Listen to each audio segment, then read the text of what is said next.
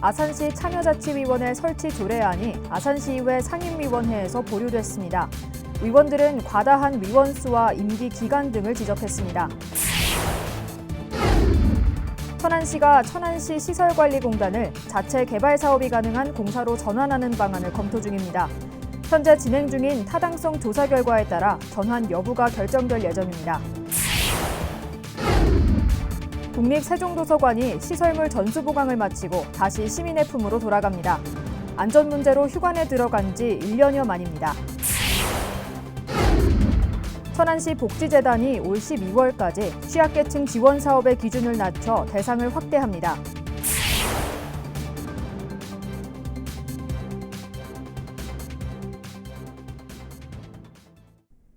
시청자 여러분 안녕하십니까? BTV 뉴스입니다. 박경귀 아산시장이 시민과 함께하는 참여자치 아산을 만들기 위해 1호 안건으로 참여자치위원회 설치를 추진하고 있는데요. 설치 조례안이 아산시의회 상임위원회에서 보류되면서 제동이 걸렸습니다. 보도에 김장섭 기자입니다. 민선 8기 박경귀 아산시장의 1호 안건인 참여자치위원회 설치. 현안과 주요 사업 정책 결정 과정에서 전문가와 활동가, 이해 관계 시민, 공무원 등이 참여해 행정의 민주성과 투명성을 확보하는 역할을 담당하게 됩니다. 위원회는 기획조정과 문화관광, 체육, 환경 녹지 등 분과당 20명 이내로 모두 12개 분과위원회에 255명 이내로 구성됩니다. 대규모 인허가나 다수 민원 등 사안이 발생할 경우 특별위원회도 구성할 수 있게 했으며 특히 위원회 의결사항에 대해서 아산시장이 정책에 적극 반영하도록 한 점이 가장 큰 특징입니다. 시는 오는 10월 참여자치위원회 출범을 위해 다음 달 8일까지 열리는 아산시의회 정례회에 관련 조례안을 상정했습니다. 하지만 참여자치위원회 설치 조례안이 이번 정례회의 상임위원회를 통과하지 못하면서 제동이 걸렸습니다. 기획행정위원회 김은복 시의원은 민선 7기 비슷한 성격의 위원회의 경우 114명이 활동했음에도 시민 의견 반영이 미비했다며 인원과 분과를 늘린다고 해서 시민 의견이 제대로 반영될 수 있을지 의문이라고 말했습니다. 또한 맹희석 기획행정위원장은 조례안 중 아산시장은 위원회에서 의결된 사항을 정책에 적극적으로 반영해야 한다라는 내용에 대해 자문 성격의 위원회가 의결 권한까지 갖는 것은 맞지 않다고 지적했습니다. 아울러 위원 임기가 1년인 부분에서도 너무 짧아 일회성에 그칠 수 있다며 최종적으로 보류를 결정했습니다. 이에 대해 아산시는 많은 시민들이 정책에 참여할 수 있도록 하기 위한 취지인 만큼 이번 정례회에 통과될 수 있도록 지적된 사항을 보완해 재상정할 계획입니다. 시민들의 아이디어를 제시하기도 하고 또 우리가 하는 것들을 방향을 또 바꿔달라고 요구할 수도 있는 그런 참여를 부여하는 거기 때문에 오히려 지금 의회나 우리 집행부를 도와주는 기능이라고 생각합니다. 지난 이천 추경에서도 민선 8기 아산시장 공약 예산이 대거 삭감된 데 이어 1호 안건마저 제동이 걸리면서 시정 운영이 순탄치 않게 흘러가고 있습니다. BTV 뉴스 김장섭입니다. 천안시가 현재 공단 체제인 시설관리공단을 자체 개발 사업이 가능한 공사로 전환하는 방안을 검토 중입니다. 현재 진행 중인 타당성 조사 결과에 따라 전환 여부를 결정할 방침입니다. 송용환 기자의 보도입니다. 지난 2011년에 출범한 천안시 시설관리공단입니다. 천안의 유일한 지방 공기업으로 종합운동장과 한들문화센터, 축구센터, 추모공원 등 천안시로부터 20여 개 시설을 위탁받아 운영하고 있습니다. 하지만 공단의 특성상 위탁받은 사업 외에 택지 개발이나 산업단지 조성 등 자체 개발 사업은 불가능한 상황입니다. 천안시가 천안시 시설관리공단의 공사 전환을 검토하고 있습니다. 이미 수원과 부천, 안양, 시흥 등 경기도권 상당수 지자체는 기존 공단을 도시공사로 전환하거나 새로 설립했고 지난 8대 천안시 의회에서도 공사 설립의 필요성이 제기됐습니다. 천안시는 수도권 인접 도시로서 개발 수요가 꾸준히 증가하는 도시입니다. 이런 미래 개발 수요에 능동적으로 대체하고 그 개발 이익을 그 지역에 재환원하기 위해서는 그 전문적인 공사로의 전환이 필요하지 않느냐는 얘기들이 많이 나와 있었습니다. 이를 위해 시는 시설관리공단 공사전환 타당성 연구 용역을 실시하고 있습니다. 실제 개발 수요와 수익성 등을 면밀히 따져 공사 전환 여부를 결정하겠다는 건데 최종 용역 결과는 이르면 오는 10월에 나올 예정입니다. 현재는 공사의 전환이 필요한지에 대한 타당성 조사를 진행 중이고요. 아직 그 발족 시기는 좀 신중히 아직 검토해서 하도록 하겠습니다. 이어 공사 전환이 추진되더라도 정부의 1지자체 1공기업, 경영 효율화 기조와 방망 경영에 대한 우려 등을 고려해 조직과 인력 확대는 최소화할 것이라고 밝혔습니다. BTV 뉴스 송용환입니다. 천안시 복지재단이 올 12월까지 취약계층 지원 사업의 기준을 낮춰 대상을 확대합니다. 그동안 취약계층 지원 사업은 건강보험 납부 기준 중위소득 80%가 대상이었지만 올 하반기에는 중위소득 110%까지로 조정했습니다. 지원금은 주민등록등본 기준 1인 60만 원, 2인 100만 원, 3인 130만 원까지 지급됩니다. 자세한 내용은 재단 홈페이지에서 확인하면 됩니다. 안전 문제로 1년 넘게 휴관에 들어갔던 국립세종도서관이 시설물 전수 보강을 마치고 다시 시민의 품으로 돌아갑니다. 조속한 운영 정상화로 세종시 대표 도서관이라는 명성을 되찾을 수 있을지 주목됩니다. 김우순 기자의 보도입니다. 정밀 안전진단 결과 D등급 판정을 받아 임시 휴관에 들어갔던 국립세종도서관입니다.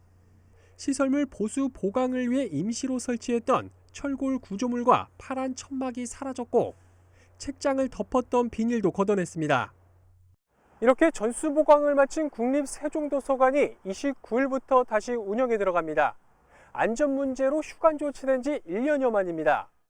도서관 측은 전수 보강을 마친 후 국토안전관리원에서 도서관 안전등급을 재산정한 결과 양호 하단 평가를 받아 재개관을 결정했다고 밝혔습니다. 우리가 최우선적으로 두는 걸 안전에 주안점을 뒀기 때문에 걱정 안 하시고 이용하셔도 될 것 같고요. 양질의 서비스를 제공하기 위해 최선을 다하도록 하겠습니다. 특히 앞으로는 도서관 시설에 문제가 없는지 관리하기 위해 철골 트러스 처짐을 실시간으로 계측해 알려주는 시스템을 설치 운영할 계획이라고 덧붙였습니다. 이에 따라 도서관 운영도 빠르게 정상화될 전망입니다. 열람실이 정상 운영되는 것은 물론 그동안 비대면 위주로 진행돼온 정기강좌나 독서 동아리 등의 각종 프로그램이 대면으로 전환될 예정입니다. 이제부터는 대면 형식으로 문화 프로그램을 운영할 계획입니다. 그래서 예전에 코로나 이전의 수준에 있는 문화 프로그램을 운영해서 세종 시민이 마음껏 이용할 수 있도록 그렇게 지원할 계획이 있습니다. 당장 재개관 당일엔 개관을 축하하는 공연과 책 나눔 이벤트가 진행되고 1층 전시실에선 복지 관련 전시회도 준비되고 있습니다. 그동안 어쨌든 이용을 못 해가지고 저희는 동네 도서관을 많이 이용을 했었는데 동네 도서관에 비해서 책도 종류도 훨씬 많고 앞으로 아이들하고 이용을 자주 하게 될 것 같습니다. 개관한 지 10년도 안 돼 안전 문제로 체면을 구긴 세종도서관. 이번 재개관을 계기로 세종시 대표 도서관이란 명성을 되찾을 수 있을지 주목됩니다. BTV 뉴스 김우순입니다. 세종시가 다음 달 1일부터 3사 생활권을 경유하는 광역 간선급행 버스 체계 이른바 BRT 비포 노선을 운행합니다. 운행 노선은 대전 반석역부터 세종터미널과 대평동, 국책연구단지, 반곡동 다솜동을 거쳐 충북 오송역까지 운행하는 코스입니다. 운행 시간은 평일과 주말 동일하게 새벽 5시 33분에서 밤 11시 13분까지 평균 40분 배차 간격으로 하루 27회 운영됩니다. 세종시는 비포 노선 신설로 광역 대중교통 이용이 어려웠던 지역 주민들의 교통 편의가 한층 개선될 것으로 기대하고 있습니다. 세종시가 미세먼지 불법 배출을 감시하는 시민 감시단을 모집합니다. 선발 인원은 감시원 10명과 행정지원 1명 등 모두 11명이며 활동 기간은 오는 10월부터 내년 5월까지 8개월입니다. 이들은 건설공사장 등 미세먼지 주요 배출원에 대한 감시와 자동차 배출가스, 공회전, 불법 소각 단속 등의 역할을 맡게 됩니다. 신청 기간은 30일부터 다음 달 2일까지로 세종시에 거주하는 20세 이상, 70세 미만의 운전면허가 있는 시민이면 누구나 신청할 수 있습니다.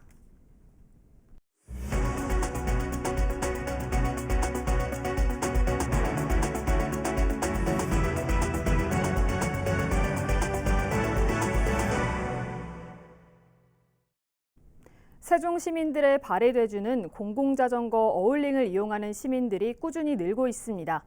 이젠 교통수단의 한 축을 담당하고 있는데요. 어울링 이용 현황과 앞으로 남은 과제는 무엇이 있는지 김우순 기자가 취재했습니다. 세종시 공공자전거 어울링입니다. 지난 2014년 10월 처음 도입된 이후 시민들의 근거리 이동수단으로 자리매김한 지 오래입니다. 연간 3만 원이면 언제 어디서든 탈 수 있다는 게 매력입니다. 운동하기도 좋고 자전거가 많이 있어서 뭐 좋은 것 같아요. 편리해서. 가격이라든지 그런 것도 좀 어떻게 보십니까? 굉장히 싼 거죠. 어울링 회원 가입자 수는 꾸준히 늘어 8월 기준 18만 7천여 명에 이릅니다. 세종시 전체 인구의 절반 수준에 달합니다. 주로 20대부터 40대까지의 회원이 줄을 이뤘고 50대 이상도 4만 1,000명을 넘었습니다. 이용률 역시 폭발적인 성장세입니다. 지난 2017년 19만 1,000여 건에 그쳤던 것이 올해 8월 현재까지 135만 4천여 건으로 7배 이상 늘었습니다. 연말까지 가면 그 증가율은 훨씬 늘어날 전망입니다. 현재 세종시에 배치된 어울링 수는 3,165대에 대여소는 626곳, 신도시뿐만 아니라 조치원읍 곳곳에서 어울링 대여소를 쉽게 찾을 수 있을 정도입니다. 이처럼 어울링의 인프라는 어느 정도 잘 구축된 만큼 이젠 적정 운영 대수를 찾고 관리의 효율성을 고민해야 할 때란 지적이 나오고 있습니다. 나아가 버스 등 다른 이동수단과의 연계성을 높이면 대중교통의 한 축을 담당하는 역할을 톡톡히 할 것으로 전망되고 있습니다. BTV 뉴스 김우순입니다. 이렇게 어울링이 교통수단의 한 축으로 자리 잡고 있지만 다른 이동수단과의 연계성 강화는 또 다른 숙제인데요. 어울링뿐만 아니라 세종시에서 운영 중인 모든 이동수단의 이용 방식이 제각각이어서 이를 하나의 통합 플랫폼을 구축해 이용 편의를 높일 필요가 있다는 제안이 나왔습니다. 계속해서 김우순 기자의 보도입니다. 세종 시민들이 애용하는 공공자전거가 된 어울링. 현재 3,200여 대의 어울링이 운영 중인데 이용은 어울링 애플리케이션을 통해서만 가능합니다. 세종시관 내 700여 대가 운영 중인 공유 전기자전거와 각각의 공유 킥보드 역시 별도의 앱을 통해서만 이용할 수 있는 구조입니다. 대중교통도 마찬가지입니다. 택시를 호출하려면 여러 업체가 운영하는 별도의 앱이 있어야 하고 고속이나 시외버스는 물론 세종시에서 시범 운영 중인 수요 응답형 버스 셔클도 이용을 위해선 정해진 앱을 설치해야만 합니다. 이러한 서비스를 모두 이용하기 위해선 개인 스마트폰에 최소 5가지 이상의 앱이 설치돼 있어야 하는 겁니다. 이런 불편을 줄이기 위해 공공교통형 통합 플랫폼을 구축할 필요가 있다는 제안이 나왔습니다. 통합 모빌리티 형태. 그러니까 제가 어디서 어디까지 갈 거면 어디 어울링 정류장에 가면 자전거가 몇 대가 있으니 그걸 타고 이동하게 되면 몇 번 버스를 타고 가게 되면 그곳에 뭐 공유 차량이 또 있을 수도 있고요.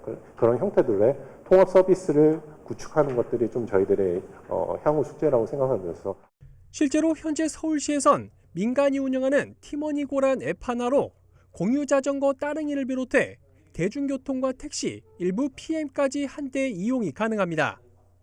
아울러 이런 통합 플랫폼 구축에서 나아가 여러 교통수단 간의 무료 또는 할증이 적용되는 환승 시스템까지 구축할 필요가 있다는 주장이 설득력을 얻고 있습니다.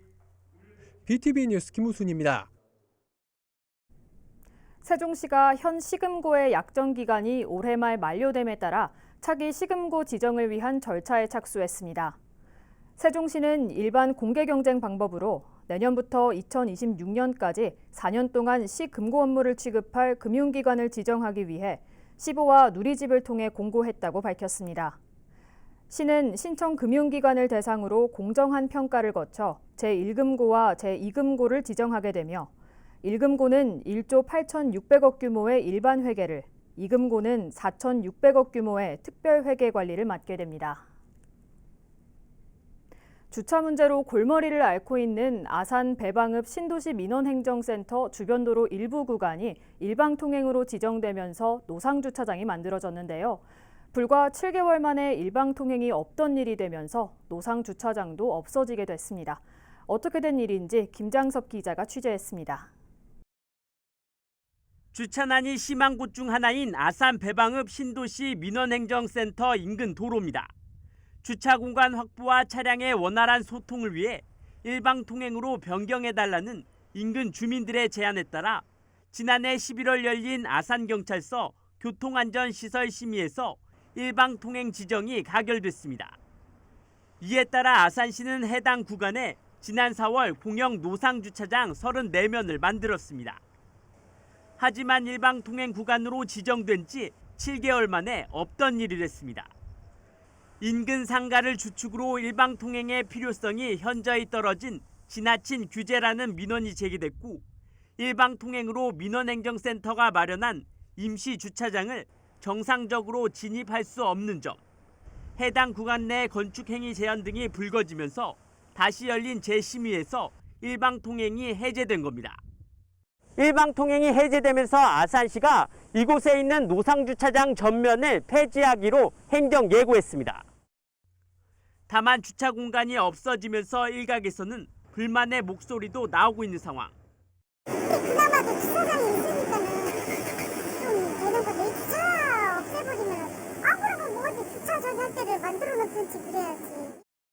아산경찰서는 당장 주차난이 계속되겠지만 시가 도로 인근 저류시설에 주차장 조성을 추진하고 있는 점도 고려해 이같이 결정했다고 밝혔습니다. 이에 따라 다음 달 중순부터는 해당 구간이 다시 양방향 통행으로 변경될 예정입니다. BTV 뉴스 김장섭입니다. 천안문화재단은 다음 달 3일 불당동 천안시민체육공원에서 2022 천안 청년예술 페스티벌을 엽니다. 이번 행사는 청년 예술로 무브먼트라는 주제로 43개 예술단체와 예술인이 참여해 공연과 전시, 체험을 선보입니다. 자세한 내용은 천안문화재단 홈페이지에서 확인할 수 있습니다. 제3회 충청남도 학교 밖 청소년 진로진학 박람회가 다음 달 1일 온라인으로 개최됩니다. 여성가족부와 충청남도가 주최하고 충청남도 청소년진흥원이 주관하는 이번 박람회는 대학 진학과 취업, 창업 등 종합적인 정보를 제공합니다. 특히 수도권과 충청권역 20개 대학이 참여해 실시한 입학 상담도 진행됩니다. 이 밖에 2023년 입시 전략을 비롯한 특강과 취업과 창업 지원 제도를 소개하는 프로그램도 마련됩니다. 냉장고나 세탁기와 같은 대형 폐가전 제품의 경우 한 개라도 방문 수거를 요청하면 무상으로 처리가 가능하지만 중소형 폐가전 제품은 일정량 쌓여야지 수거 요청이 가능하기 때문에 스티커를 붙여 배출하는 경우가 많았는데요. 앞으로는 세종시에서 이러한 불편이 줄어들 거라고 합니다. 어떻게 된 건지 김우순 기자가 취재했습니다. 한 시민이 주민센터에 고장난 청소기를 가져와 버립니다. 이달 초 세종시 23개 읍면동 주민센터에 폐가전제품 수거함이 설치된 이후 생겨난 광경입니다.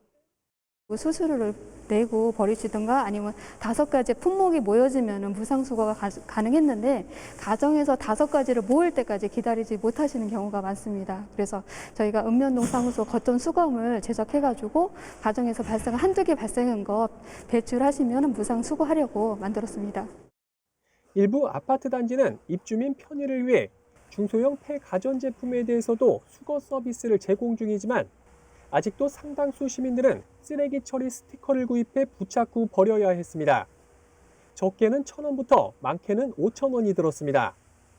하지만 이젠 중소형 폐가전제품이 소량 발생하더라도 배출 수수료 부담 없이 버릴 수 있게 된 겁니다.